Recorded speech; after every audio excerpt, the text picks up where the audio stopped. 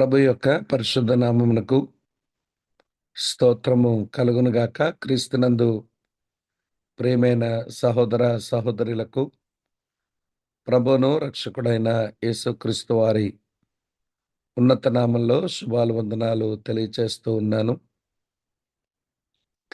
ప్రియులారా, ఈ దినాల్లో ప్రతి దినం సాయంకాలపు వేళ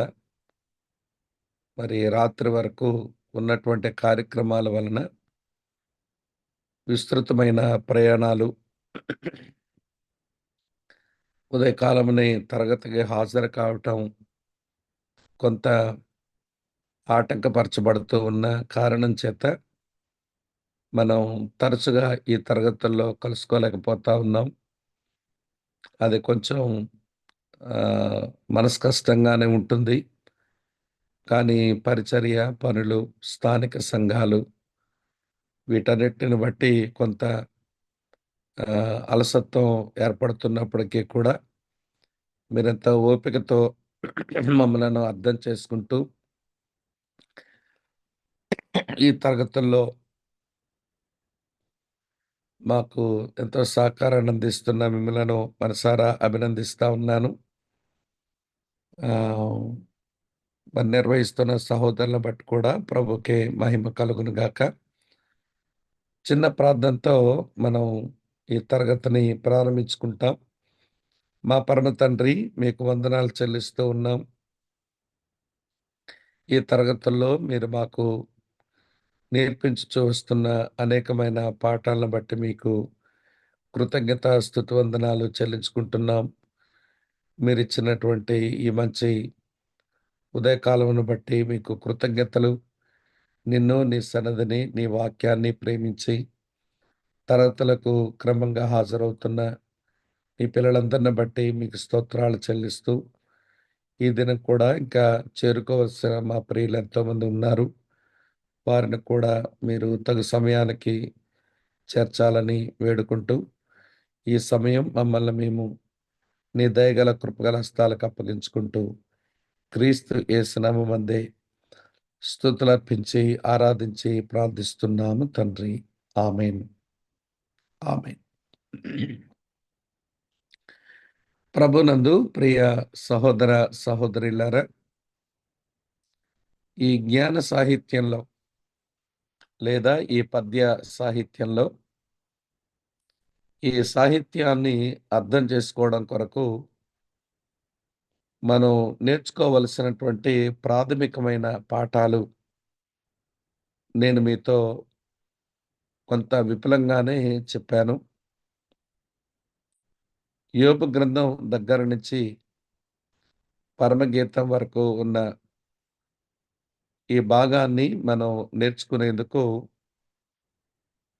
మనం నేర్చుకోవలసినటువంటి సమాంతరాలు ఎన్ని రకాలుగా ఉంటాయో, భాషా భాగాలు కూడా ఎన్ని రకాలుగా ఉంటాయో, ఈ రెండింటిని గురించి మీతో చెప్పడం జరిగింది. తర్వాత ఈ 5 పుస్తకాలు ఒకదానితో ఒకటి కలిగి ఉన్నటువంటి సంబంధాన్ని కూడా నేను మీతో పంచుకున్నాను. అటు తర్వాత యోబు గ్రంథం మొదటి పుస్తకం ఆలోచించటం మనం ఆరంభించాము. ఇందులో నేపథ్యం, బ్యాక్‌గ్రౌండ్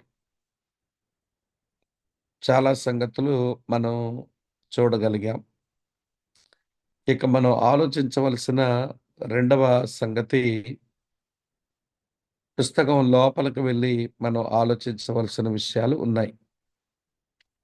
కనుక ఈరోజు నేపథ్యం తర్వాత మనం ఆలోచించవలసిన పుస్తకంలోని వివరాలు మనం కలిసి ఆలోచన చేస్తాం.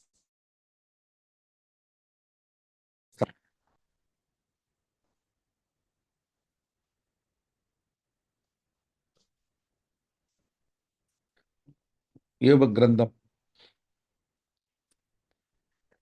బ్లెస్సింగ్ త్రూ సఫరింగ్, శ్రమల ద్వారా ఆశీర్వాదం అనే ఒక గొప్ప అంశాన్ని పాఠకుల ముందు పెట్టే పుస్తకం ఇది. ఈ పుస్తకాన్ని ఎవరు రాసి ఉంటారు అనే దానికి అన్నోన్ ఎవరో మనం ఇతిమిద్ధంగా మనం చెప్పలేం. కారణం రచయిత ఈ పుస్తకంలో తాను వ్రాసినట్టుగా తను తాను పరిచయం చేసుకున్న సంగతులు ఏమీ లేవు. అలాగనే ఈ పుస్తకం పలానా వ్యక్తి చేత వ్రాయబడింది అని చెప్పే ఈ అంశం బైబిల్ మిగిలిన పుస్తకాల్లో కూడా ఎక్కడ మనకు దొరకలేదు. ఆ కారణం చేత ఖచ్చితంగా ఈ వ్యక్తే వ్రాసి ఉంటాడు అని మనం ఖచ్చితమైనటువంటి విషయంగా మనం చెప్పుకోలేం. కానీ ఈ పుస్తకం దైవ ప్రేరిత గ్రంథమని ఈ పుస్తకం చదువుతూ ఉంటే మనకు అర్థమవుతూ ఉంటుంది. కనుక రచయిత ఎవరు అంటే అనామక ధేయుడు, అన్నోన్ ఆథర్. తర్వాత ఈ పుస్తకం ఎప్పుడు రాయబడి ఉండొచ్చు, తేదీ ఎప్పుడు అని అంటే ఈ పుస్తకాన్ని మనం చదువుతున్నప్పుడు యోబు గ్రంథం 42వ అధ్యాయం 16వ వచనం ప్రకారం యోబు 140 సంవత్సరాలకు పైగా జీవించినవాడు. ఈ 140 సంవత్సరాల ఆయుర్దాయం ఇది పితరుల కాలంలో మనుషులకుండేటువంటి ఆయుర్దాయం. తరువాత కాలములో మనుషులు అంతంత కాలం బ్రతికినటువంటి రుజువులు తక్కువ. నోవహు దినాల తర్వాత మనుషుల యొక్క ఆయుర్దాయం అది 120కే కుదించబడినట్లు అర్థమవుతూ ఉంది. కానీ తాను 140 సంవత్సరాలకు పైగా జీవించటం అనేది ఇది అసాధారణమైన ఆయుర్దాయమే. కాబట్టి ఈయన పితరుల కాలము నాటి మనుషుడు అని మనకు తెలుస్తుంది. తర్వాత రెండవదిగా యోబు యొక్క ఆర్థిక స్థితిగతులు ఆయన పశు సంపదతో కొలవబడింది. యోబు గ్రంథం 1 అధ్యాయం 3వ వచనంలో అదే మనం చూస్తాం. ఒక మనిషి యొక్క ఆర్థిక స్థితిగతులు పశువులతో లేదా పశు సంపదతో కొలవబడ్డం అనేది అది కూడా పితృకాలంలో జరిగేటువంటి ఒక అనుభవమే. అటు పిమ్మట ప్రియులారా కుటుంబ యాజకత్వం, ఫ్యామిలీ ప్రీస్ట్‌హుడ్. కుటుంబ యాజకత్వం అనేది ఆ రోజుల్లో అబ్రహాము, ఇస్సాకు, యాకోబులు వారు కుటుంబ యాజకత్వాన్ని నిర్వహించారు.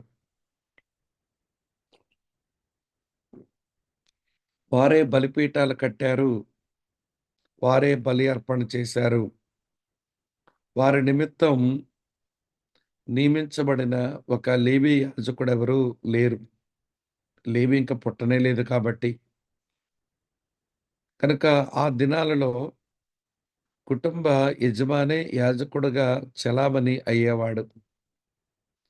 యోబు కూడా తన పిల్లల విషయమై ప్రతి అరుణోదయాన్న లేచి బలులు అర్పించినాడు అంటే అర్థం ఆయన ఆ కాలము నాటి మనుషుడు అని.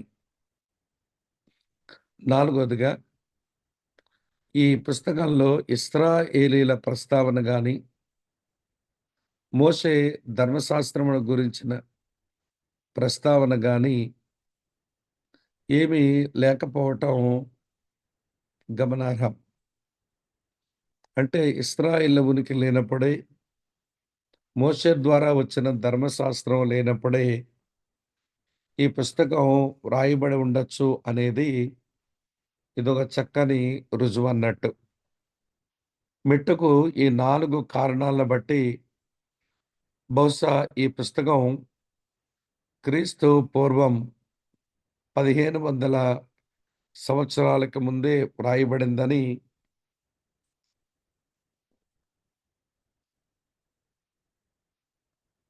మనం గుర్తించవలసి ఉంటుంది. తేదీని మనం ఖరారు చేయడం కొరకు, కొంత మనం ఊహించడం కొరకు ఈ 4 సంగతులను బట్టి మనం చూస్తే, ఇది క్రీస్తు పూర్వం 1500 సంవత్సరాలకి ముందే వ్రాయబడిన పుస్తకమని తెలుస్తుంది. మరి పుస్తకానికి ఈ పేరు 'యోబు గ్రంథం' అని పేరెట్లా వచ్చింది అనంటే, ఈ పుస్తకంలో ప్రధాన పాత్ర యోబే కాబట్టి, ఆ వ్యక్తి పేరునే ఈ పుస్తకముందని మనము గమనించాలి. అటు తరువాత ఈ పుస్తకం యొక్క థీమ్ లేదా పర్పస్ ఏదన్నా అనుకోండి. ఈ పుస్తకం యొక్క అంశం ఏమిటి? ఈ పుస్తకం యొక్క ఉద్దేశ్యం ఏంటి అంటే,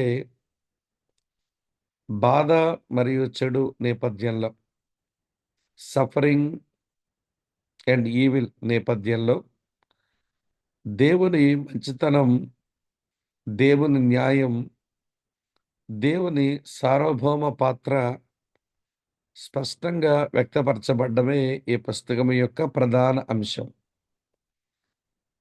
ప్రియులారా, ఇదివరకు మనం తేదీని గురించి ఆలోచించినప్పుడు ఇది చాలా ఏన్షియంట్ బుక్. మోషే ద్వారా వ్రాయబడినటువంటి పంచకాండాల కంటే ముందున్న పుస్తకమే ఇది అని మనకు తేలుతుంది. కనుక బైబిల్‌లో పాత నిబంధన గ్రంథంలో తొలి పుస్తకం యోబు గ్రంథమే.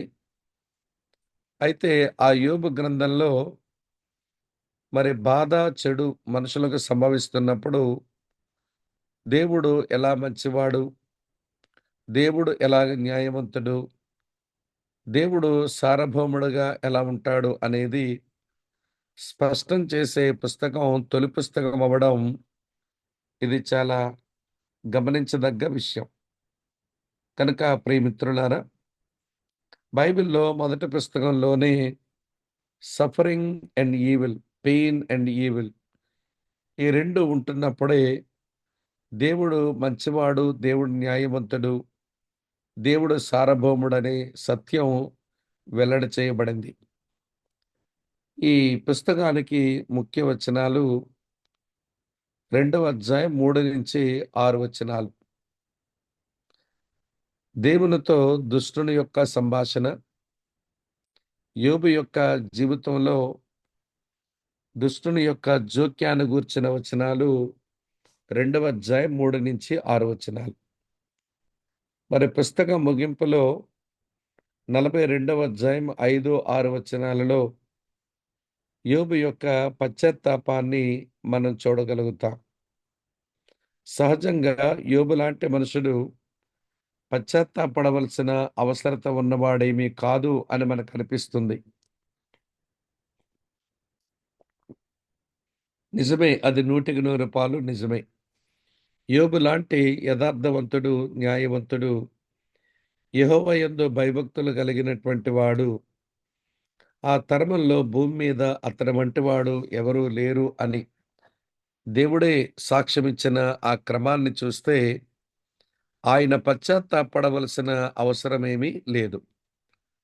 కానీ మిత్రులారా గమనించండి, యోబు గ్రంథం 38, 39 అధ్యాయాలలో ఆయనకు దేవుని యొక్క ప్రత్యక్షతలు దొరికాయి. ఆ ప్రత్యక్షతల్లో దేవుడు చాలా ప్రశ్నలు యోబుకు సంధించాడు. ఆ ప్రశ్నల్లో ఏ ప్రశ్నకు కూడా ఆయన తిరిగి జవాబు చెప్పలేని వాడుగానే అయిపోయాడు. అప్పుడు యోబు పశ్చాత్తాపడుతూ ఇలా అన్నాడు, వినికిడి చేత నిన్ను గూర్చిన వార్త నేను విన్నాను. ఇప్పుడు నేను కన్నులారా నిన్ను చూస్తున్నాను. కనుక నన్ను నేను అసహించుకొని ధూళిలో బూడిదలో పడి పశ్చాత్తాపడుతున్నాను అన్నాడు. ఇది లోతైనటువంటి పశ్చాత్తాపం. ఇది ప్రత్యక్షత వలన పుట్టిన పశ్చాత్తాపం. ప్రతి దేవుని బిడ్డకు, అలాగే నిజ క్రైస్తవునకు కావలసినటువంటి ఆధ్యాత్మిక అనుభవం అదే. ఆ సంగతి 42వ అధ్యాయం 5, 6 వచనాల్లో వ్రాయబడింది. అది ఈ పుస్తకానికి ముఖ్య వచనం అయిందన్నమాట. అటు తరువాత ప్రియులారా, ఈ పుస్తకంలో కొందరు ముఖ్యమైన వ్యక్తులున్నారు. ఎప్పుడైనా ఒక పుస్తకంలో వ్యక్తులు తరచూ ఎవరైతే పుస్తకమందు ప్రస్తావించబడతారో వారిని ముఖ్య వ్యక్తులుగా మనం పరిగణిస్తాం. మరి ఈ పుస్తకంలో ముఖ్యమైన వ్యక్తులు ఎవరు అంటే, యోబు ఈ పుస్తకం నిండా నిండి ఉన్నాడు కాబట్టి ఆయన ముఖ్యమైన వ్యక్తి అని ఇక వేరుగా చెప్పనక్కర్లేదు.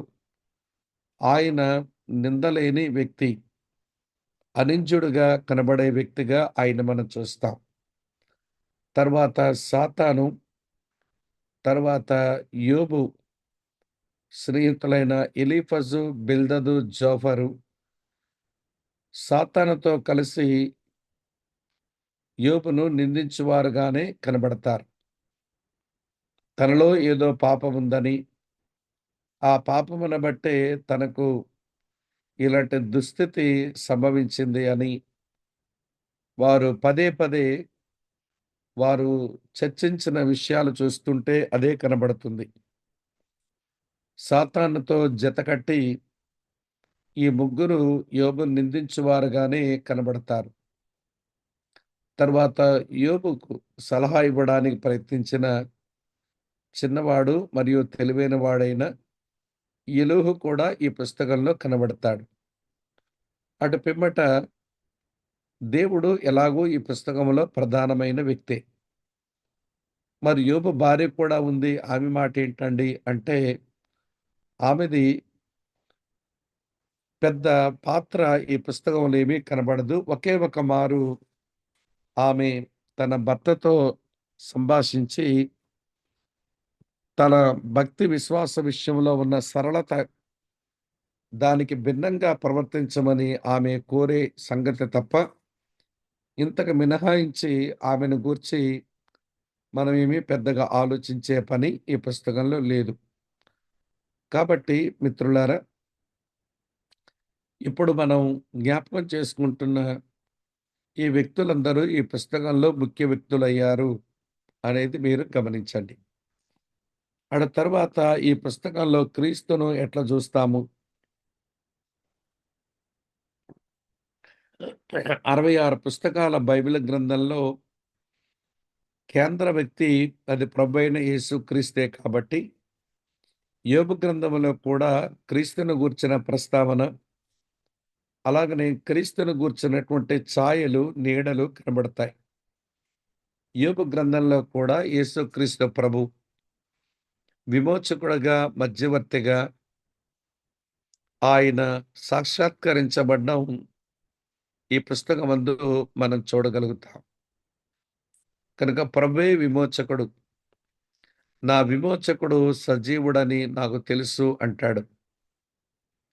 అలాగనే నాకును దేవునికి మధ్య ఒక మధ్యవర్తి ఉండిన ఎంత మేలు అని యోబు విలపించడంలోనే క్రీస్తు యొక్క ఛాయలు ఈ పుస్తకంలో మధ్యవర్తిగా కనబడుతున్నాయని మనము తెలుసుకోవాలి. ఇది ప్రియులారా, ఈ పుస్తకం లోపలికొచ్చి చూస్తే మనం గమనించవలసినటువంటి విషయాలు ఇవి. సరే, విషయ సారాంశమంతా ఒక దగ్గర తెచ్చిపెట్టుకొని చూస్తే 1, 2 అధ్యాయాల్లో యోబు యొక్క వినాశనం కనబడుతుంది. Ruin of Job. అతని జీవితంలో ఒక్క దినములోనే తను ఎంతో కాలంగా సంపాదించుకున్నవన్నీ పతనమైపోయిన పరిస్థితిని మనం చూడగలుగుతాం. చివరికి తన శరీర ఆరోగ్యంతో పాటు సమస్తము నాశనమయ్యే పరిస్థితి 1, 2 అధ్యాయాల్లో కనబడుతుంది. 3-37వ అధ్యాయం వరకు యోబు పైన స్నేహితులు చేసిన విమర్శలు, ఆ విమర్శలన్నిటికీ యోబు ఇచ్చుకున్న జవాబులు మనకి కనబడతాయి.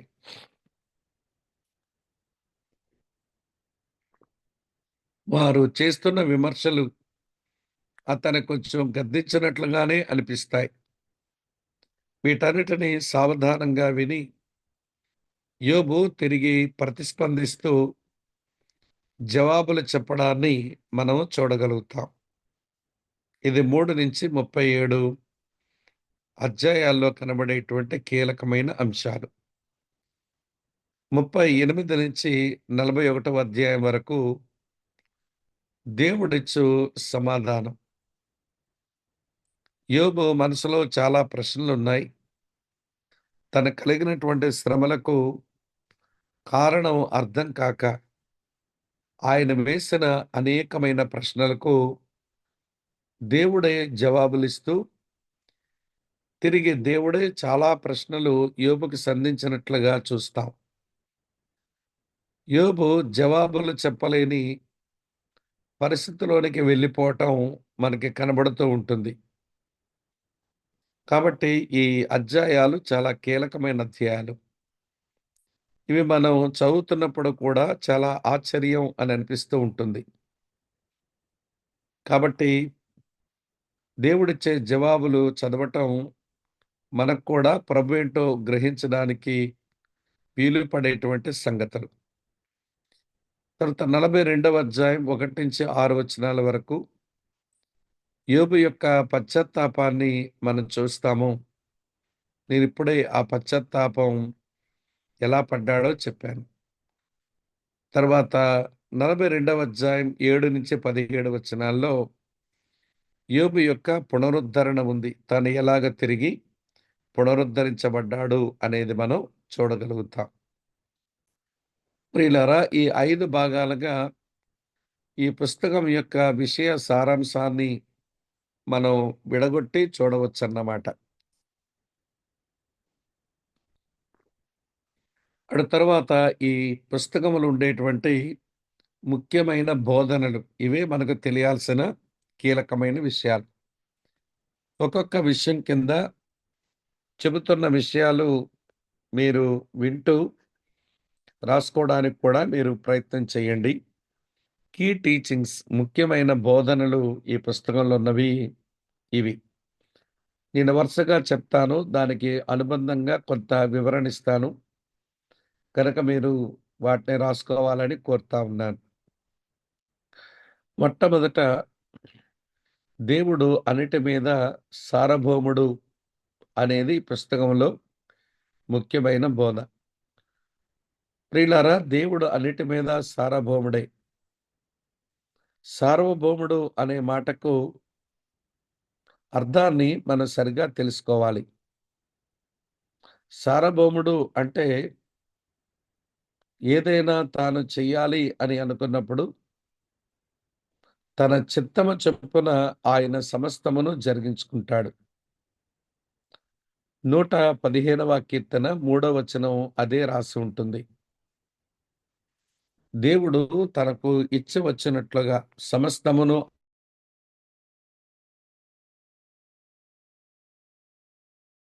ఆయనకిచ్చి వచ్చినట్లుగా ఆయన సమస్తమును చేసుకునేవాడు. దేవుడు తనకు ఇచ్చి వచ్చినట్లుగా సమస్తము తాను చేసుకుంటున్నా, ఆయన చేసే ప్రతిదీ ఆయన ప్రేమ, ఆయన పరిశుద్ధత, ఆయన నిష్పక్షపాత వైఖరికి భిన్నంగా ఉండదు. ఎందుకంటే దేవుడు తన స్వభావ లక్షణాలకు ఎప్పుడూ తాను విభేదించుకోడు. ఆయన లోపల స్వయం విభేదం ఎప్పుడు ఉండదు అనే విషయం మనం మర్చిపోకూడదు. తర్వాత 135వ కీర్తన 5, 6 వచనాల్లో కూడా అదే రాసి ఉంటుంది. దేవుడు తనకిష్టమైనదంతయు జరిగించువాడు అని. ఈ గంభీరమైనటువంటి దేవుని సార్వభౌమాధికారపు అవగాహన కొరకు దానియేలు గ్రంథం 4వ అధ్యాయం 35వ వచనం కూడా ఒక ముఖ్య వచనమే. నెబుకద్నెజర్ తాను గడ్డి తిన్న తర్వాత, పశువు వలె గడ్డి మేసిన తర్వాత, తనకు మనోనేత్రం వెలిగించబడ్డాక ఆయన చెప్పిన మాటది.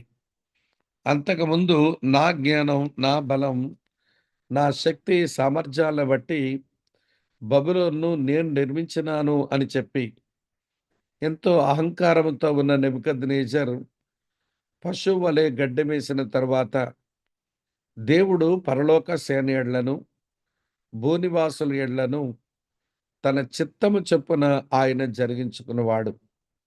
ఆయన చెయ్యి పట్టుకొని, నీవు ఎందుకు ఇలా చేస్తున్నావు అని ఆయన్ను ప్రశ్నించగలిగిన వారు ఎవరు ఉండరు అని ఆ వచనంలో మనం చూస్తాం. మెట్టుకు సార్వభౌముడు అంటే ఏమర్థమవుతుంది? మామూలు తాత్పర్యం ప్రకారం ఆయన రాజుల రాజు, ఆయన ప్రభువుల ప్రభువు, ఆయన చక్రవర్తి. అయితే ఆయన సార్వభౌముడుగా ఏదైనా చెయ్యాలి అనుకున్నప్పుడు తనకిష్టమైనదంతయు చేసుకునేవాడు.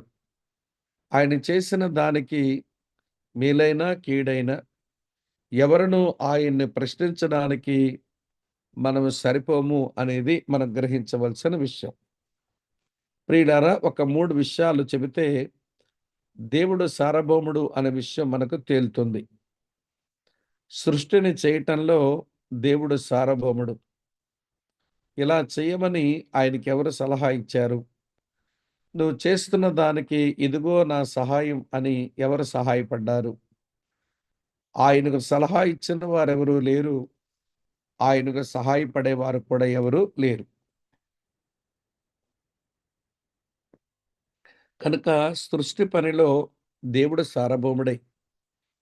అలాగనే మనందరి కొరకు ఆయన తన కుమారుడైన యేసుక్రీస్తునందు రక్షణ ప్రణాళికను రచించాడు. ఈ రక్షణ ప్రణాళికను ఇలా ఎందుకు చేశావు అని అడగడానికి పనికిరాం గాని, అప్పుడు కూడా తన చిత్తము చొప్పునే చేశాడు. ఆయనకు సలహా ఎవరు ఇవ్వలేదు. ఆయనకు సహాయం కూడా ఎవరు పడలేదు. అలాగనే దేవుడు చివరగా తీర్పు తీరుస్తాడు. తీర్పు తీర్చినప్పుడు కూడా ఆయన సార్వభౌముడే. సార్వభౌమునిగా ఆయన తీర్పు తీర్చినప్పుడు ఎవరునూ ఆయనకు సహాయం చేయనవసరం లేదు. ఆయనకెవరు సలహా ఇవ్వాల్సిన అవసరం లేదు. ఆయన తీర్పు తీర్చినప్పుడు కూడా సార్వభౌముడే. ఈ 3 విషయాలలో దేవుని సార్వభౌమాధికారాన్ని ధ్యానం చేసేవాళ్ళం. మిగిలిన జీవితంలో ఏమి సంభవించినా దేవుడు సార్వభౌముడు అనే సత్యానికి మనం కట్టుబడి ఉంటాం. యోబు గ్రంథం అంతా చూడండి.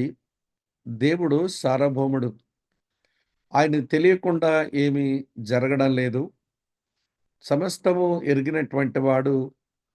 ఆయన చిత్తము చొప్పుననే, ఆయన ఇష్టము చొప్పుననే యోబు జీవితంలో సంభవించవలసినవన్నీ సంభవించాయి. ఆయనకు తెలియకుండా ఏమీ జరగలేదు అని పుస్తకం చదువుతున్న మనం బహు తేలిగ్గా మనం చెప్పవచ్చునన్నమాట. కాబట్టి మెట్టుకు ప్రియులారా, ఆయన మనుషుల మీద సార్వభౌముడై, ఆయన సృష్టి మీద సార్వభౌముడై, చివరకు మనకు సంభవిస్తున్న ప్రతికూలమైన పరిస్థితుల మీద కూడా ఆయన సార్వభౌముడే అనేది మనం గమనించవలసిన ఒక కీలకమైన విషయం. తరువాత మన జీవితాల్లో ఏ పరిస్థితుల్లోనైనను ఆయన ఆరాధించబడవలసిన వాడే. ఇది యోబు గ్రంథంలో ముఖ్యమైన ఒక బోధ. యోబు జీవితం ఇందుకు చక్కని రుజువు. తన జీవితంలో మేలు కలిగినప్పుడే దేవుణ్ణి ఆరాధిస్తామా? కీడు కలిగినప్పుడు ఆయన్ని ఆరాధించలేమా అని తన భార్యతోనే యోబు పలికిన మాట మనం ఎరుగుదాం.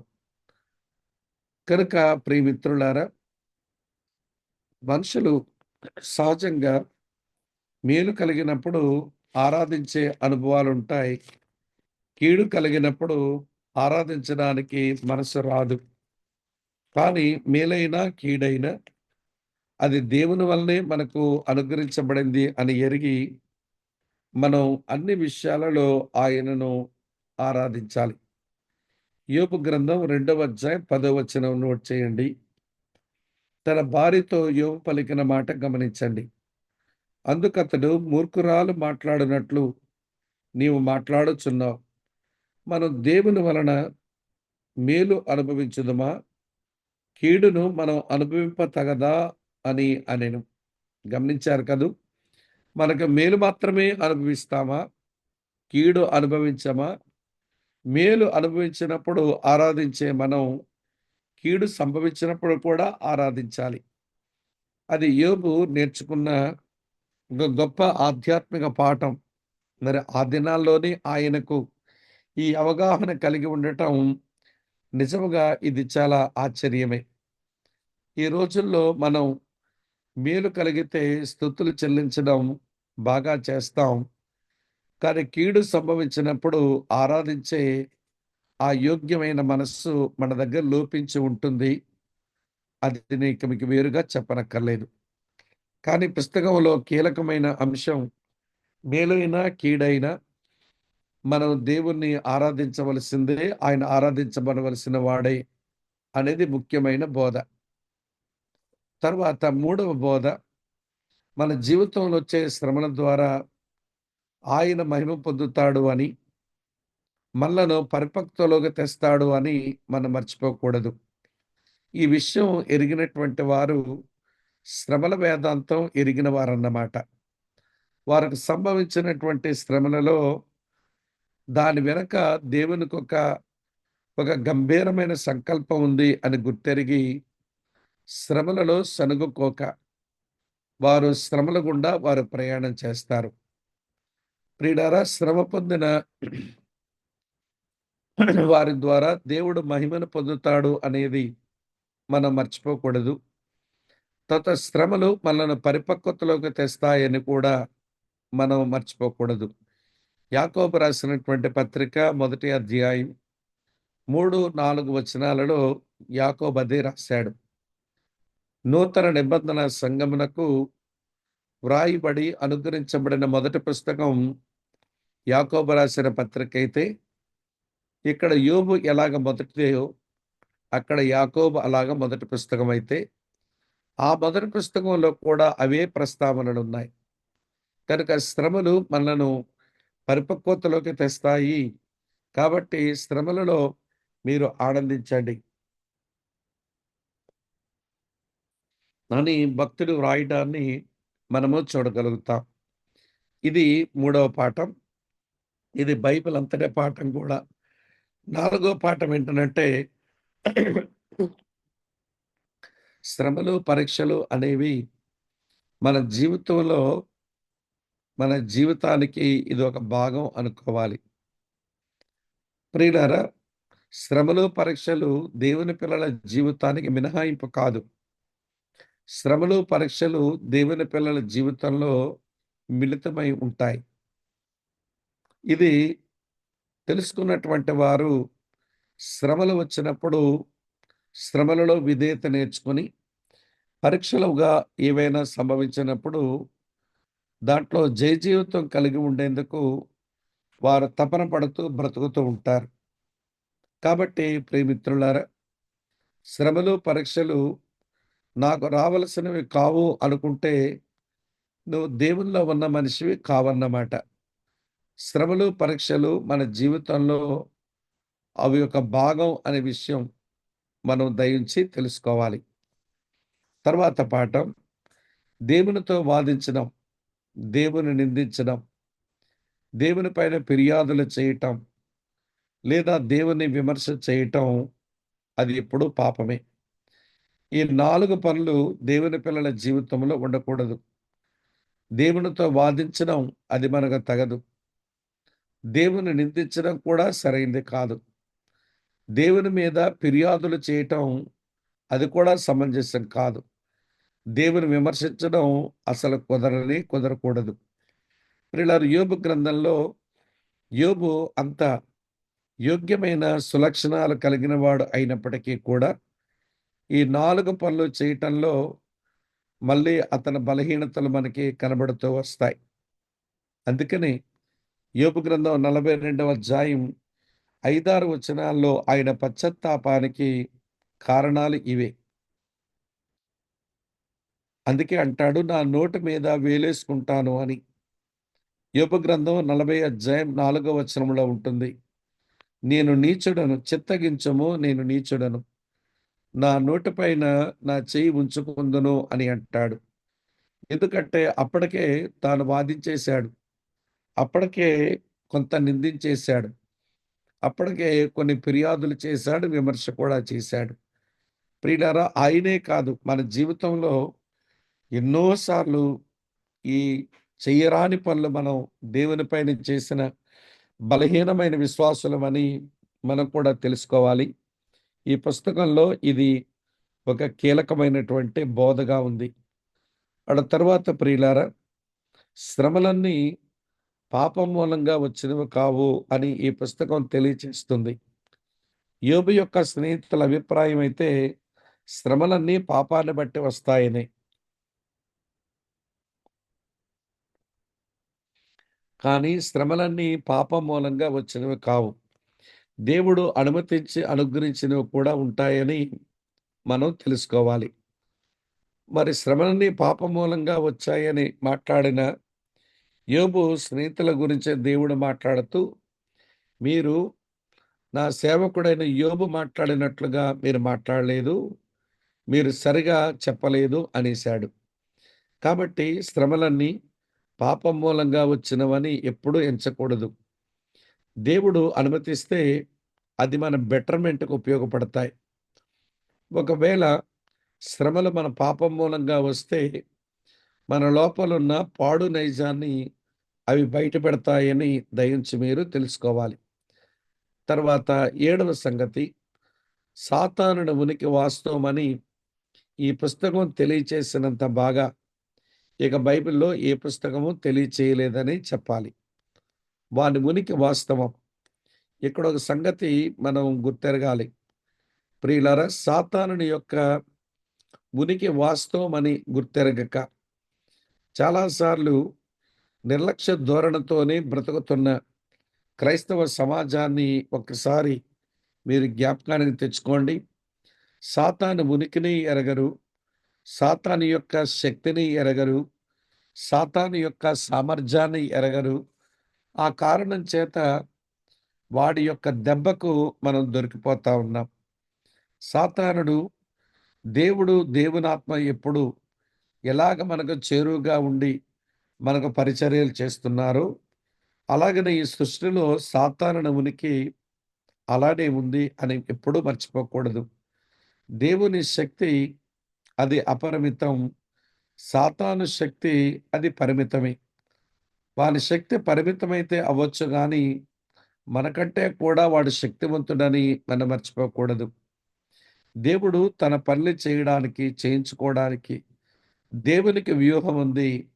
సాతానుడు కూడా వాడి పనిని వాడు జరిగించుకోవడానికి వాడికి ఎన్నో తంత్రాలున్నాయి. ఎన్నో వ్యూహాలు ఉన్నాయి. కాబట్టి దేవుని పిల్లలం, ఇది కూడా మనం గమనించవలసిన కీలకమైన విషయాలు. కాబట్టి 7 ప్రధానమైనటువంటి బోధనలు ఈ పుస్తకంలో ఉన్నాయి. ఇవి తెలియకపోతే ఈ పుస్తకం చదివినప్పుడు మనం ఏమీ సంపాదించుకోలేని మనుషులమవుతామని మీరు దయించి గమనించండి. రండి ప్రియులారా, ఇప్పుడు పుస్తక సారాంశం అంతటిని మనం చూస్తాం. మొట్టమొదటి మాట, యోబు జీవితం విచ్ఛిన్నమైనప్పుడు అతను దేవుని ప్రశ్నించడానికి ధైర్యం చేశాడు. అదే యోబు దగ్గరున్న ఏదైనా లోపం ఉందంటే అదే.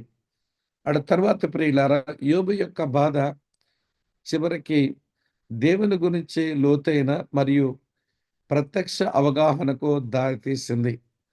కనుక అతని యొక్క సఫరింగ్స్ ఎంత యోగ్యమైన అనుభవానికి అతను తెచ్చినాయో అది మీరు గమనించాలి.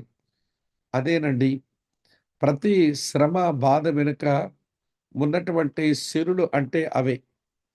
కనుక శ్రమ, బాధ, ఇరుకు, ఇబ్బందులు అవి తప్పకుండా అవి మనకు ఎంతో చక్కని ప్రయోజనాన్ని తెచ్చిపెడతాయి.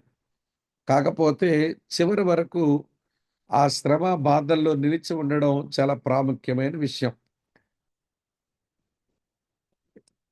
ప్రతి లోయ పక్కన ఒక పర్వతం ఉంటుందని మర్చిపోకూడదు. ప్రతి ముసురు తరువాత ప్రశాంతమైన వాతావరణం వస్తుందని మర్చిపోకూడదు. ప్రతి చీకటి తర్వాత వెలుగు వస్తుంది అని కూడా మనం మర్చిపోకూడదు. ఈ విషయాలు మనం మర్చిపోయినప్పుడు ఇక్కడ శ్రమ, బాధే ఎల్లకాలం ఉంటుందని మనల్ని మనం ప్రియులారా న్యూనతా భావంలోనికి లాగేసుకొని, నైరాశ్యములోనికి దిగిపోయి, చివరకు దేవుని యొద్ద నుంచి మనం సంపాదించుకోవలసినటువంటి అద్భుతమైన ప్రత్యక్షతలను మనం కోల్పోతాం. కాబట్టి యోబు యొక్క బాధ చివరికి దేవుని గూర్చి లోతైన జ్ఞానంలోనికి, అలాగనే ప్రియమిత్రులారా, దేవుని గూర్చి ప్రత్యక్షమైన అవగాహన సంపాదించుకోవడానికి దారి తీసింది అనేది మనం ఈ పుస్తకం బట్టి తెలుసుకోవలసిన పుస్తక సారాంశం. అటు తర్వాత ప్రియులారా, అతని బాధలను అంగీకరించడానికి బదులు దాని కారణాలు అర్థం చేసుకోవడానికి ప్రయత్నం చేశాడు. ఇది బాగా మీరు వినాలి. ఎప్పుడైనా బాధలు మనకి వచ్చినప్పుడు దాన్ని అంగీకరించడమే, చిత్తము ప్రభువా అని అనడమే మనం దేవుని పిల్లలో నేర్చుకోవలసిన కీలకమైన విషయం. దేవుడు సార్వభౌముడు అని ఎరిగిన వాడు తనకు సంభవించినటువంటి బాధలను అంగీకరించడానికి చిత్తము ప్రభువా అంటాడు. దేవుని యొక్క సార్వభౌమాధికారాన్ని అర్థం చేసుకోలేని వారు వై మీ, నేనే ఎందుకు, నాకే ఎందుకు అనే ప్రశ్నలతో మిగిలిపోతారు. ఎందుకు అనేటువంటి ప్రశ్న మనకు రావాల్సిన ప్రశ్న కాదు. చిత్తము అనేటువంటి పదమే మన దగ్గర రావాల్సినటువంటి పదమని మీరు గమనించాలి. కాబట్టి ప్రియులారా, ఆ 3 విషయాలు ఈ పుస్తకం యొక్క ప్రధాన సారాంశం అనేది మీ మనసులో పెట్టండి. ఇప్పుడు మనం కొన్ని ప్రాముఖ్యమైన విషయాలు వరుసగా చూడడానికి మనం ప్రయత్నం చేస్తాం. యోబు పుస్తకం 2 సన్నివేశాలతో ప్రారంభమవుతుంది. మొదటి సన్నివేశం భూమి మీద ఉంది. మొదటి అధ్యాయం 1-5 వచనాల్లో యోబు పెద్ద కుటుంబం మరియు అనేక ఆస్తులు కలిగిన దైవభక్తి గల వ్యక్తిగా ఆయన్ను మొదటి 5 వచనాల్లో మనము చూడగలుగుతాం.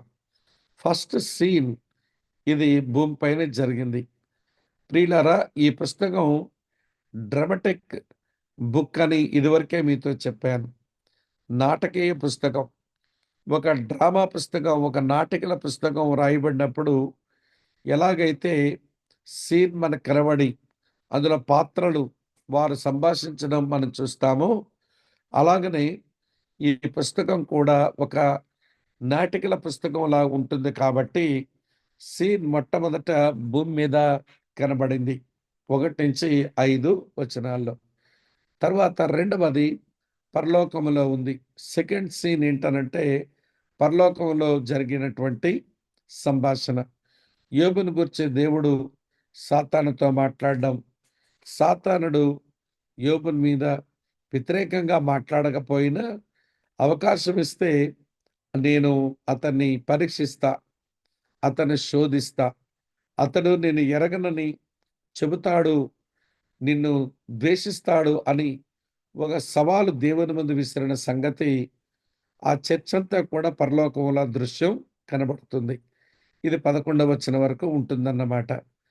తరువాత దేవుడు సాతానుకు యోబుని, అతని ఆస్తులన్నిటిని, అతని పిల్లల్ని పరీక్షించడానికి దేవుడు అనుమతించడం ప్రియులారా 12వ వచనం నుంచి చివరికి 19వ వచనం వరకు మనం చూస్తాం. ఇక్కడ ఒక విషయం చెప్తాను వినండి. ఎప్పుడైనా దేవుని పిల్లలకు కీడు సంభవిస్తుంది అన్నప్పుడు దేవుడు దుష్టునికి అనుమతిస్తే మొట్టమొదట వాడు మనల్ని టచ్ చేసేది మన సంపదల్ని. సంపదలను టచ్ చేసిన తర్వాత మనల్ని మనస్తాపంలోనికి లాగుతాడు. అయినా మనం దేవుణ్ణి స్తుతించి, దేవుని ఘనపరిచి బ్రతుకుతున్నాము అంటే వాడు మన సంతానాన్ని టచ్ చేస్తాడు. అది రెండోది. కనుక సంతానం వలన మనస్తాపానికి లోనై దేవుని దూషించి మనం దేవుని వ్యతిరేకించే మనుషులం అయిపోతే ప్రియులారా వదిలేస్తాడింక. అయినా మనం అక్కడ నిలబడితే తరువాత మన శరీరాన్ని వాడు తాకుతాడు. ఇది 3 ప్రాకారాల గోడ లాంటిది. మొదటి గోడ సంతానం, క్షమించండి, సంపద. సంపదను టచ్ చేస్తాడు. తరువాత సంతానాన్ని టచ్ చేస్తాడు. తరువాత శరీరాన్ని వాడు టచ్ చేస్తాడు. మనల్ని శోధించి మనం దేవునికి దూరంగా బ్రతికేలాగా చేయడానికి, దేవుడు కూడా మనల్ని బట్టి ఆనందించలేని వాడు అయిపోవడానికి వాడు చేసే ప్రయత్నాలు అలాగే ఉంటాయి. సంపద, సంతానము, శరీరం, ఈ 3 లేయర్స్ మనం అర్థం చేసుకోవాలి. కాబట్టి ప్రియులారా, మన సంతానం టచ్ చేయబడిందనంటే, ఇదివరకే మన సంపాదనను వాడు టచ్ చేశాడు. అయినా మనం దేవునిలో బాగున్నాం గనక, మన సంతానాన్ని వాడు తాకినాడన్నమాట. మన శరీరం వాడి చేత మొత్తబడింది అనుకోండి. ఇదివరకే వాడు మన సంపద, మన సంతానాన్ని టచ్ చేశాడు. అయినా మనం దేవుని స్తుతించి మిగిలాం గనక, ఇక మన శరీరాన్ని కూడా వాడు తాకినాడు అని దేవుని పిల్లంగా మనం తెలుసుకోవాలి. తరువాత ప్రియులారా, ఇలాంటి పరిస్థితి సంభవించినా కూడా యోబు నమ్మకంగా ఉండటం అనేది చివరి 20, 22 వచనాల్లో మొదటి అధ్యాయంలో కనబడుతుంది. ఇప్పుడు ఈ పుస్తక సారాంశంలో ఇప్పుడు మనం మాట్లాడుకుంటున్న ఈ 3 విషయాలంటే పుస్తకంలో మనకు కనబడేటువంటి సన్నివేశాలు 2. అది మొదటిది భూమి మీద, రెండోది పరలోకంలో. ఈ 2 ఒకటే విషయం. తర్వాత దేవుడు సాతానుకు అవకాశాలివ్వటం రెండో సంగతి. ప్రతిస్పందనగా యోబు నమ్మకంగా ఉండటం అది మూడవది. కనుక ఈ పుస్తక సారాంశంలో ఈ 3 ప్రధానమైన విషయాలు మొదటి అధ్యాయంలో ఉంటాయి. తర్వాత రెండవ అధ్యాయం 1-8 వచనాల్లో సాతాను యోబుకు బాధకరమైన చర్మవ్యాధిని ఇవ్వడం ద్వారా దేవునిపై అతనుకున్న నమ్మకాన్ని పరీక్షించడానికి వాడు ప్రయత్నం చేస్తాడు. అది మనం ఎరుగుదాం. రెండవ అధ్యాయం 1-8 వచనాల్లో అదే మనకు కనబడుతుంది. తర్వాత ప్రియులారా, 9వ వచనం నుంచి 10వ వచనం వరకు అయినప్పటికీ కూడా యోబు దేవుని పైన విశ్వాసాన్ని కోల్పోకుండా ఉండడం ఆ 9, 10 వచనాల్లో మనం చదవగలుగుతామన్నమాట. అటు తర్వాత ప్రియులారా, 3వ అధ్యాయం 1-26 వచనాల్లో అతనికి ఏమి జరిగిందో అర్థం చేసుకోవడానికి యోబు చేసే ప్రయత్నాలు మనం చూడగలుగుతాం. ఈ 3వ అధ్యాయం దగ్గరకొచ్చేసరికి అతను తనకేమి జరిగిందో అర్థం చేసుకోవడానికి ప్రయత్నిస్తున్న ఆ కారణంలో అతను తన పుట్టుకను ఆయన శపించుకోవడాన్ని మనం చూడగలుగుతాం. చూడండి, 3:1 రాసి ఉంది. ఆ తరువాత యోబు మాట్లాడ మొదలుపెట్టి తాను పుట్టిన దినమును శపించెను అని రాసి ఉంది. ఆ పుట్టిన దినాన్ని గురించి 3వ వచనంలో సుమారు 4 సార్లు, మళ్ళీ 4వ వచనంలో 3 సార్లు, 5వ వచనంలో 3 సార్లు, 6వ వచనంలో 3 సార్లు, 7వ వచనంలో 4 సార్లు, క్షమించండి, 7వ వచనంలో 2 సార్లు, 8వ వచనంలో 2 సార్లు, 9వ వచనంలో ఒక 2 సార్లు, 10వ వచనంలో ఒక మారు, 11వ వచనంలో ఒక మారు. ఇవన్నీ మనం చదువుతా ఉన్నప్పుడు తాను ఎందుకు పుట్టాను అని ప్రియులారా తన్ను తాను నిందించుకుంటూ తన పుట్టిన దినాన్ని ఆయన శపించుకుంటూ మాట్లాడడం మనము చూడగలుగుతాం. ఇది 11వ వచనం వరకు ఇలానే ఉంటుంది. ప్రియులారా, సరే, పుట్టుకనిచ్చిన వాడు దేవుడు, అది ఆయన ఇష్టం. ఈ లోకంలో నేను పుట్టను అనుకుంటే మనం ఆగిపోలేదు. నేను పుట్టాలి అనుకుంటే మనం పుట్టలేదు. దేవుడు సార్వభౌముడు గనక పుట్టుకనిచ్చాడు. కనుక ఆ పుట్టిన దినాన్ని తాను శపించుకుంటూ చివరికి 3వ అధ్యాయం 26వ వచనంలో నాకు నెమ్మది లేదు, సుఖము లేదు, విశ్రాంతి లేదు, శ్రమయే సంభవించుచున్నది అని తన పుట్టుక దినాన్ని శపించుకుంటా చివరికి తాను పలికినటువంటి మాట అది. అది 3వ అధ్యాయంలో మనకు కనబడేటువంటి సంగతి. తర్వాత ప్రియులారా, పుస్తకంలో ఎక్కువ భాగం అతని స్నేహితులతో సంభాషణ రూపంలోనే జరిగింది. సో, రెండవ అధ్యాయం 11-13 వచనాల్లో వాళ్ళు ఆయన వరకు వచ్చారు. వచ్చి వారు సంభాషించారు. మొదట్లో మౌనంగా దుఃఖించే కూర్చున్నారు.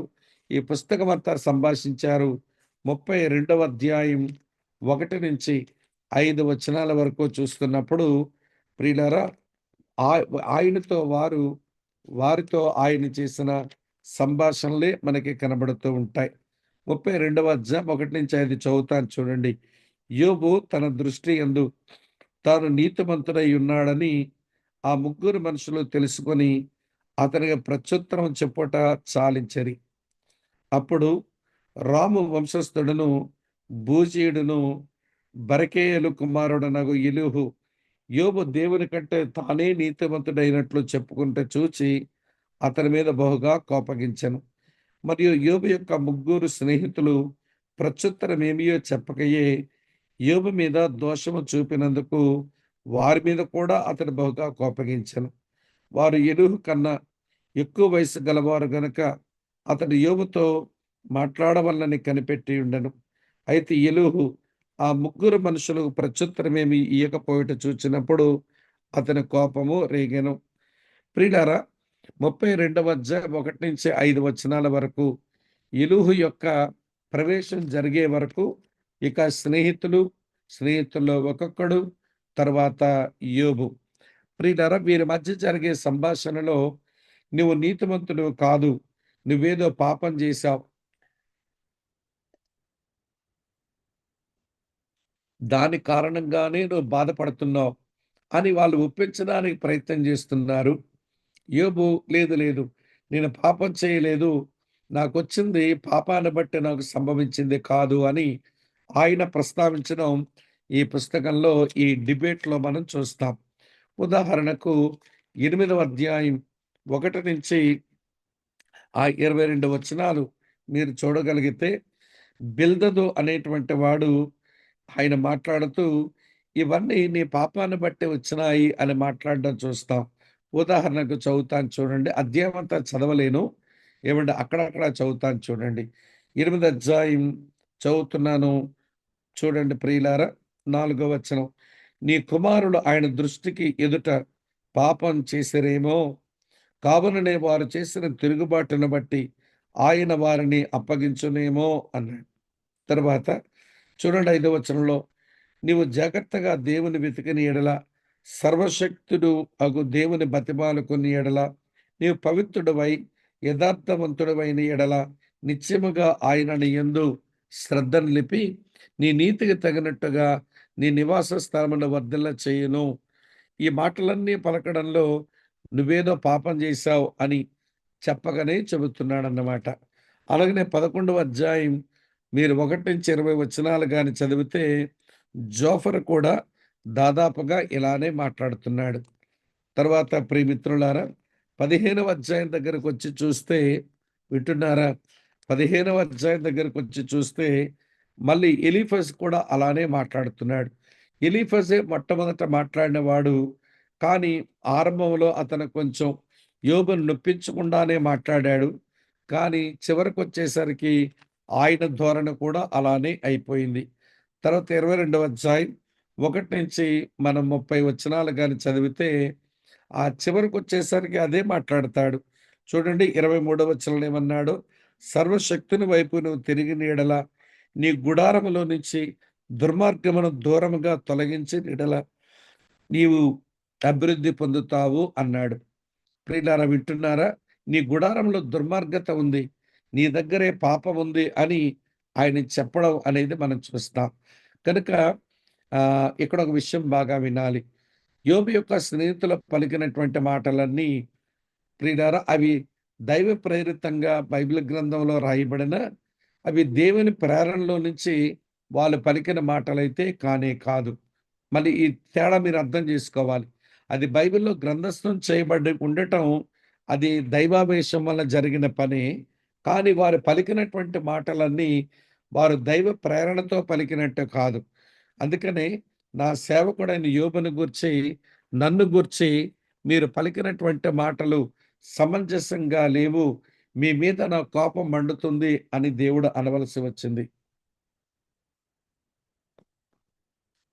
సులువుగా చెప్తాను వినండి. ఇది నిజమా అని సాతానుడు అన్నాడు.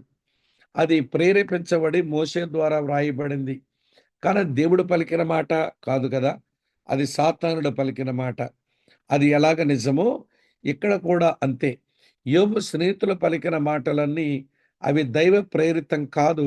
కానీ అది వ్రాయబడ్డం దైవ ప్రేరితం. ఈ తేడా మనకు అర్థమైతే ఈ వచనాలు మనం వాడుకుంటా ఉన్నప్పుడు ఏ పరిధి వరకు ఈ వచనాలు వాడుకోవచ్చో, ఏ పరిధి దాటి ఈ వచనాలు వాడితే ప్రమాదమో మనకు తెలిసిపోతుందన్నమాట. మంచిది ప్రియులారా. తర్వాత యోబు తన బాధలను దేవుని క్రమశిక్షణగా అంగీకరించాలి. దేవుడు తాను ప్రేమించటి వారిని గద్దించి శిక్షించువాడు. ఈ విషయం మనం ప్రకటన గ్రంథం 3వ అధ్యాయం 19వ వచనంలో చదువుతాము. తర్వాత యోబు గ్రంథంలోని మాటనే తీసుకొని హెబ్రీ గ్రంథకర్త హెబ్రీలకు రాసిన పత్రిక 12వ అధ్యాయంలో కూడా అదే రాశాడు. దేవుడు కుమారులుగా చూస్తున్న ప్రతి వారిని ఆయన శిక్షిస్తాడు. ఇప్పుడు మనం శిక్షించబడకపోతే మనం దిగ్విజయులమే గాని ఆయన కుమారులం కాము అని అంటాడు. కాబట్టి ప్రియ సోదరి స్నేహితులారా, ఈ పుస్తకంలో ఈ సారాంశం ఏమిటి అంటే దేవుడు అనుగ్రహించినటువంటి బాధలన్నీ అది క్రమశిక్షణా చర్యగానే తీసుకోవాలి తప్ప వేరొక విధంగా ఆలోచించకూడదని తెలుస్తుంది. మీరు హెబ్రీ పత్రిక 12వ అధ్యాయం దీన్ని కలుపుకొని చదివితే మీకు బోధపడుతుంది. సరే, ఇలా అయినప్పటికీ కూడా యోబు తన నిర్దోషత్వాన్ని కొనసాగించడం మరియు దేవుడు తనపై అన్యంగా బాధలు తెచ్చాడని నిందించడం జరిగిపోయింది. ఇలాంటి పరిపక్వత కలిగినటువంటి ఎంతో భక్తి కలిగినటువంటి వాడు అయినప్పటికీ చాలాసార్లు నేను నిర్దోషిని, నాకే ఎందుకు ఈ శ్రమ రావాలి, ఇవన్నీ నాకు అన్యాయంగా వచ్చినటువంటి శ్రమలు అన్నట్టుగా ఆయన మాట్లాడేటువంటి మాటల్లో మనకి కనబడుతూ ఉంటుంది. యోబు గ్రంథం 6వ అధ్యాయం 1-7 వచనాల్లో నేను చాలా నిర్దోషిని, ఇవి నాకు రావలసినటువంటి శ్రమలైతే కాదు అని దేవుణ్ణి నిందించడం మనం చూస్తాం ప్రియులారా. 6వ అధ్యాయం 1-7 వచనాలు మీరు చదివితే తెలుస్తుంది. చూడండి, చదువుతాను మీ కొరకై ఈ మాట. యోబు ఇట్లని ప్రత్యుత్తరం ఇచ్చాను. నా దుఃఖము చక్కగా తోచబడును గాక, దాన్ని సరిచూచుటకై నాకు వచ్చిన ఆపద త్రాసులో పెట్టబడును గాక. అలాగు చేసినడలా నా విపత్తు సముద్రముల ఇసుక కన్నా బరువుగా కనబడను. అందువల్ల నేను నిరర్థకమైన మాటల పలికితిని. సర్వశక్తుడగు దేవుని అంబులు నాలో చొచ్చెను. వాటి విషయము నా ఆత్మ పానము చేయుచున్నది. దేవుని భీకర కార్యములు నాతో యుద్ధము చేయుటకై పంక్తులు తీరుచున్నవి. అడవి గాడిద గడ్డి చూచి వంట పెట్టునా, ఎద్దు మేత చూచి రంకె వెయ్యునా, ఉప్పు లేక ఎవరైనా రుచిలేని దాన్ని తిందురా, గుడ్డులోని తెలుపు రుచిగలదా, నేను ముట్టనున్న వస్తువులు నాకు హేయములైనను అవే నాకు భోజన పదార్థములాయను. ఇట్లా తనకు సంభవించిన శ్రమలకు దేవుణ్ణి ప్రశ్నిస్తూ ప్రియులారా అతను నిందించడం అనేది మనం చూస్తాం. మీరు 7వ అధ్యాయం 21వ వచనం వరకు అదే రాసి ఉంటుందండి. 7వ అధ్యాయం 21వ వచనం వరకు అదే రాసి ఉంటుంది.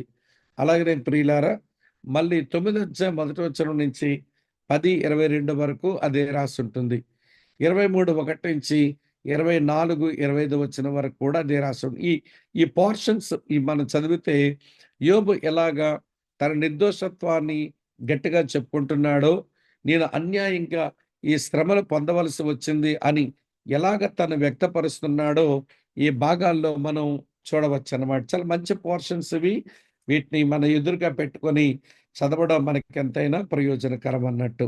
సరే ప్రియులారా, తర్వాత 4గో స్నేహితుడు ఎలీహు, నేను ఇప్పుడే చదివాను 32వ అధ్యాయం 1-5 వచనాల్లో యోబును అలాగనే యోబు తాలూకు ఇతర స్నేహితుల్ని మందలించి యోబుకు ఇవ్వండి ఈ బాధలు ఒక హెచ్చరికగా వచ్చాయని, యోబును దేవునికి దగ్గరగా చేయడానికి వచ్చాయని, యోబు ఫిర్యాదు చేయడం సమంజసం కాదని ఎలీహు యోగ్యమైన మాటలు ఆయన తెలియచేయటం మనం చూడగలుగుతాం. చివరగా దేవుడు మాట్లాడతాడు. దేవుడు మాట్లాడతాడు. 38 అధ్యాయం మొదటి వచనం నుంచి దేవుడు మాట్లాడడం మొదలుపెట్టి ప్రపంచాన్ని సృష్టించగల మరియు దాన్ని నిలబెట్టగల సామర్థ్యం ఎవరికుంది అని తన సామర్థ్యాన్ని యోబు ముందు పెట్టి దేవుడు మాట్లాడుతూ, ప్రియులారా, యోబుకు జ్ఞానోదయం కలిగించడం అనేది మనం చూస్తాం. యోబు గ్రంథం 38వ అధ్యాయం నుంచి 41వ అధ్యాయం 34వ వచనం వరకు దేవుడు యోబు మాట్లాడుకునేటువంటి మాటలు, ఎక్కువ మాటలు దేవుడే మాట్లాడాడు. ప్రియులారా, ఇక నోటి మీద వేలేసుకునే పరిస్థితిలోనికి యోబు వెళ్ళటం అనేది మనం చూస్తాం. ఇది ఈ పుస్తకంలో ఉండేటువంటి కీలకమైన విషయాలు. ఇందులో చాలా ప్రశ్నలు ఉంటాయి. 38 అధ్యాయంలో దేవుడు వేసిన చాలా ప్రశ్నలు ఉంటాయి. ఉదాహరణ చదువుతాను చూడండి. వేటికి యోబు జవాబు చెప్పలేని వాడుగానే మిగిలిపోయాడు. మొదటి ప్రశ్న, రెండవ వచనం, జ్ఞానము లేని మాటలు చెప్పి ఆలోచన చెరుపుచున్న వీడెవడు? తర్వాత 4వ వచనంలో ప్రశ్న, నేను భూమికి పునాదులు వేసినప్పుడు నువ్వెక్కడున్నావు? వింటున్నారా ఈ మాట? తర్వాత 7వ వచనంలో ప్రశ్న, ఉదయ నక్షత్రములు ఏకముగా కూడి పాడినప్పుడు దేవదూతలందరూ ఆనందించి ద్వైద్యములు చేసినప్పుడు దాన్ని మూలరాత్రి వేసిన వాడెవడు? తర్వాత 8వ వచనంలో ప్రశ్న, సముద్రము దాని గర్భము నుండి పొర్లిరాగా తలుపుల చేత దాన్ని మూసినవాడు ఎవడు? మళ్ళీ 9వ వచనంలో ప్రశ్న, నేను మేఘమును దానికి వస్త్రమును గాను గాఢాంధకారము దానికి పొత్తిగుడ్డలు గాను వేసినప్పుడు నీవు ఉంటివా? ఇదొక ప్రశ్న. మళ్ళీ 11వ వచనంలో ప్రశ్న, నీవు ఇంతవరకే గాని మరి దగ్గరకు రాకూడదనియు ఇక్కడనే నీ తరంగముల పొంగు అణిచివేయబడి నేను చెప్పినప్పుడు నువ్వు ఉంటివా అనే ప్రశ్న. మళ్ళీ 12, 13 వచనాల్లో ప్రశ్న, నీవెప్పుడైనా ఉదయమును కలుగు చేసితివా? అరుణోదయమునకు దానికి స్థలమును కలుగు చేసితివా? ప్రియులారా, గమనించారా? ఇక 16 వచనం నుంచే చూస్తే ప్రశ్న మీద ప్రశ్న, ప్రశ్న మీద ప్రశ్న. సముద్రపు ఓటల్లోని నీవు చొచ్చితివా? మహాసముద్రం అడుగు నీవు సంచరించితివా? మరణ ద్వారములు నీకు తెరవబడునా? మరణాంధకార ద్వారములు నువ్వు చూచావా? భూమి వైశాల్యత ఎంతో నువ్వు గ్రహించావా? తర్వాత ప్రియులారా, 19 వచనం, వెలుగు నివసించు చోటుకు నువ్వు పో మార్గమేది? చీకటి దాని ఉనికి పట్టు ఏది? ప్రియులారా, మీరు అసలు 38 అధ్యాయం చదివితే ప్రశ్నలే ప్రశ్న, question after question, question after question. అసలు దేవుడు ప్రశ్నలు సంధిస్తూ ఉంటుండగా ఏ ప్రశ్నకు యోబు జవాబు చెప్పలేని వాడుగా మిగిలిపోయి, నేను చాలా నిర్దోషిని, నేను చాలా నీతిమంతుణ్ణి అని తను సమర్థించుకునేటువంటి పెద్ద ఆయన ఇక నోటి మీద వేలు వేసుకోవలసిన పరిస్థితికి దేవుడు అతను తీసుకుని రావడానికి, మీరు 39 అధ్యాయం కూడా చదవండి, ఎన్ని ప్రశ్నలో చెప్పలేమండి. 38, 39. అలాగనే ప్రియమైన మిత్రులారా, ప్రశ్న మీద ప్రశ్న, ప్రశ్న మీద ప్రశ్న సంధించి మొత్తానికి యోబును, ప్రియులారా, ఇదంతా ఇవ్వండి, నేను దేవుని నిందించడం సరైంది కాదు, నేను దేవునితో వాదించడము సరైంది కాదు అనే గ్రహింపులోనికి ఆయన వచ్చినట్లుగా దేవుడు చేశాడు. మళ్ళీ 41వ అధ్యాయం మొదటి నుంచి చూడండి, మళ్ళీ ఎన్ని ప్రశ్నలు ఉంటాయో చెప్పలేమండి. ప్రశ్నలే ప్రశ్నలు. కాబట్టి ప్రియులారా, ఇవన్నీ మనం పుస్తకం లోపలికి వెళ్ళి చూస్తున్నప్పుడు మనం కొంత విపులంగా చూడవచ్చు కానీ, ఎప్పటికైతే పుస్తక సారాంశం ప్రకారం మనం ఇవన్నీ సంగతులు తెలుసుకుంటే చాలు. మరోసారి జ్ఞాపకం చేస్తాను, వినండి.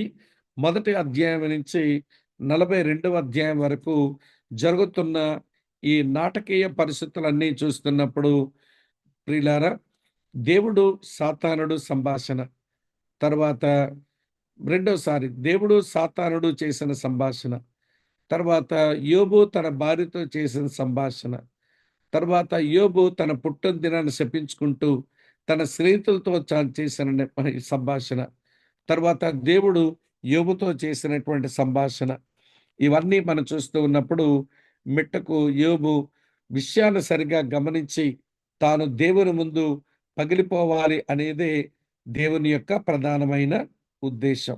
సరే ప్రియులారా, ఇప్పుడు కొన్ని కీలకమైన విషయాలు మనం చూస్తాం. ఈ ప్రశ్నలు యోబు చెప్పడానికి యోబుకు జవాబు చెప్పడం ఏమీ లేకుండా పోవడం చూస్తాం. తర్వాత కాబట్టి దేవుడు ముగించిన తర్వాత యోబు దేవునిపై తన పూర్తి నమ్మకాన్ని తిరిగి పునరుద్ఘాటించడం అనేది కనబడుతుంది. తర్వాత ఎలీఫజు, బిల్దదు, జోఫరు వారి తెలివి తక్కువ సలహాల కోసం దేవుని చేత వాళ్ళు మందలించబడడం మనకు కనబడుతుంది. చివరి సన్నివేశంలో దేవుడు యోబుకు మరోసారి పెద్ద కుటుంబాన్ని, గొప్ప సంపదను మరియు సుదీర్ఘ జీవితాన్ని అనుగ్రహించడం పుస్తకం బిగింపులో మనం చూస్తాం. పుస్తక ఆరంభం సంపన్నుడు యోబు, మళ్ళీ పుస్తకం ముగింపులో సంపన్నుడే. పుస్తకం ఆరంభంలో కుటుంబ జీవితం కలిగిన వాడు,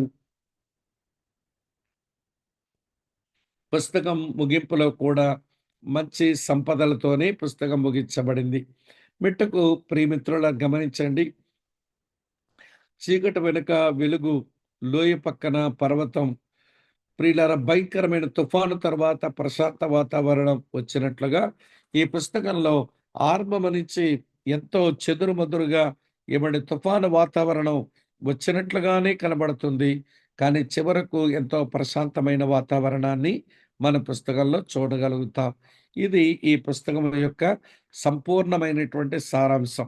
మొదటి అధ్యాయం దగ్గర నుంచి 42వ అధ్యాయం వరకు ఉన్న సంపూర్ణమైన సారాంశం ఇదే ప్రియులారా.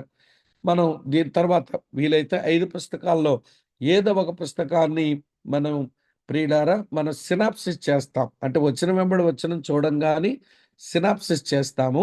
అప్పుడు ఏమైనా అవసరమైతే నేను ఏదో పుస్తకం తీసుకొని చెబుతాను. కానీ ప్రతి పుస్తకం యొక్క పుస్తక సారాంశం మీరు ఖచ్చితంగా తెలుసుకోవాల్సిన ఆవశ్యకత ఉంటుంది. కనుక ఆ దిశగా మీరు యోబు గ్రంథాన్ని ఈ రోజున మీరు ఆలోచించడానికి వీలు పడేలాగా చెప్పాల్సిన విషయాలన్నీ నేను మీతో చెప్పాను.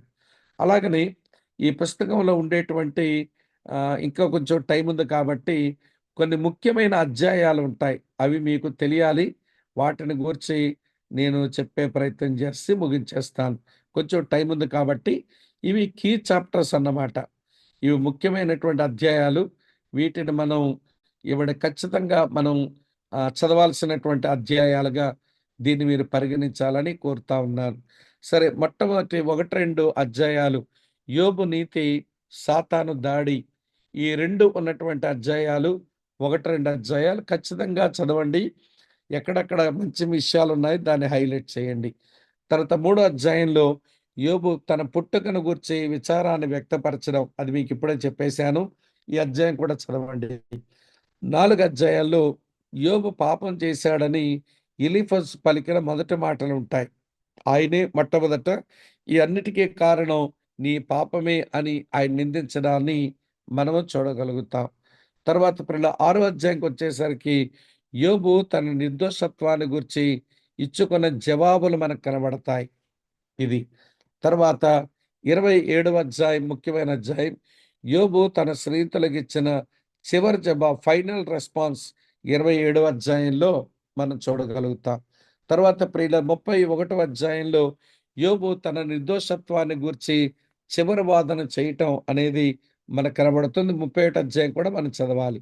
32లో ఎలీహు ప్రియులారా మొదటి మాటలు, అంటే చిన్నవాడు తెలివైన వాడైన ఎలీహు మాట్లాడిన మొదటి మాటలు. అందరూ తప్పుగానే మాట్లాడుతున్నారు, యోబు తప్పే మాట్లాడాడు, ముగ్గురు స్నేహితులైన మీరు తప్పే మాట్లాడారని ఆయన మాట్లాడడం ఆరంభించడం మనం చూస్తాం. తర్వాత 38 నుంచి 41 అధ్యాయాలు దేవుడిచ్చిన జవాబులు ఉన్నాయి. తర్వాత 42వ అధ్యాయం యోబు యొక్క పశ్చాత్తాపం, తిరిగి ఆయన పునరుద్ధరించబడడం ఉంది. ఇవి కీ చాప్టర్స్ అన్నట్టు. ఇవి ముఖ్యమైనటువంటి అధ్యాయాలు. ఇవి ఖచ్చితంగా బైబిల్ విద్యార్థులు చదివి ఉండాలి అని నేను మీకు ప్రేమతో మనవి చేస్తున్నాను. ఇవి చదవకపోతే ఈ పుస్తకం మీద మనకి ఏ విధమైన అవగాహన రాదు అని దయచేసి మీరు గమనించండి. ప్రార్థన చేసుకుని మనం తరగతిని మనం ముగించుకుంటాం. పిల్లరా, రేపు ఉదయం మరలా నేను ప్రయాణంలో ఉండవలసి ఉంది. బుధవారం మనం కలుసుకుంటాం. ప్రభు చిత్తమైతే మళ్ళీ శుక్రవారం క్షమించండి, లక్షీ శుక్ర శనివారాల్లో మరొక వారం మనం కలుసుకోవడానికి ప్రయత్నం చేద్దాం. గ్రూపులో నేను షేర్ చేస్తాను, బ్రదర్స్ కూడా మనకు దాన్ని షేర్ చేస్తారు. మరొక 2 రోజులైనా మనం కలుసుకోగలిగితే మనం లాస్ట్ వీక్ మనం మిస్ అయింది మనం తిరిగి కొంత రికవరీ చేసుకోవచ్చని నమ్ముతున్నాను. సహకరించండి. ప్రార్థన చేసుకొని ముగించుకుందాం. ప్రేమ కలిగిన మా ప్రియమైన మా పరలోకపు తండ్రి, మీకు స్తోత్రాలు చెల్లిస్తున్నాం నాయనా. నీవు సార్వభౌముడమైన దేవుడవు. నీ సార్వభౌమత్వాన్ని మేము చాలాసార్లు అర్థం చేసుకోక మీతో వాదనకు దిగాము. మీ మీద సణుక్కున్నాము. మీ మీద ఫిర్యాదులు చేశాము. మీరు చేసే పనులను మాకు నచ్చలేదు కాబట్టి విమర్శ చేశాము. అలాగ నీ హృదయాన్ని గాయపరిచిన మేము బలహీనులమని మమ్మల్ని మేము ఒప్పుకుంటూ నీ సన్నిధికొస్తున్నాము. క్షమించండి నాయన, క్షమించండి. యోబుకి ఎలాగైతే నాయనా నీ యొక్క ప్రత్యక్షత దొరికి అద్భుతమైన పశ్చాత్తాపంతో తిరిగి తన జీవితంలో తాను పునరుద్ధరించబడ్డాడో, అలాంటి ఆధ్యాత్మికమైన అనుభవాలు మాకును మీరు ప్రసాదించమని ప్రభువా, మమ్మల్ని మేము చూసుకొని ఉప్పొంగక, ఇతరులతో మమ్మల్ని పోల్చుకొని మేము ఉప్పొంగక, నీ ముందుకొచ్చే మా జీవితాలు చూసుకొని పిరిగిన పగిలిన ఆధ్యాత్మిక అనుభవాలతో మేము జీవించడానికి నీ కృప, నీ కటాక్షం మా ఎడల మీరు చూపాలని వేడుకుంటూ, తరగతికి హాజరైన మా ప్రియులందరిని బట్టి వందనాలు. నిర్వహిస్తున్న మా సోదరుల బట్టి కూడా మీకు వందనాలు చెల్లిస్తూ, మేలుతో మమ్మల్ని కలుసుకొనమని, దుష్టుని ప్రతి పన్నాగం నుంచి మమ్మల్ని కాపాడి నడిపించమని, క్రీస్తు నామమందే స్తుతులర్పించి, ఆరాధించి మీకే ప్రార్థిస్తున్నాము తండ్రి. Amen. Amen. Praise the lord sir. Praise the lord. సెలవు.